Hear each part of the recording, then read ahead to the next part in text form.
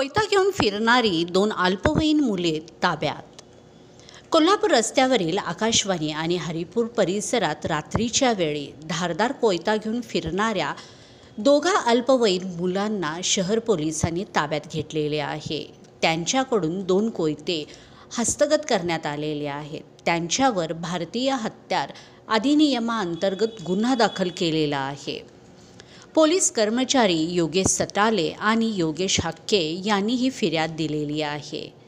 शहरात वाढत्या चोरीमुळे पोलिसांनी पेट्रोलिंगमध्ये वाढ केलेली आहे। मंगळवारी रात्री आकाशवाणी रस्त्यावर एका हातात कोयता घेऊन फिरणारा युवक पोलिसांच्या निदर्शनास आला। त्यांनी युवकाला ताब्यात घेऊन त्याच्याकडील कोयता ताब्यात घेतला।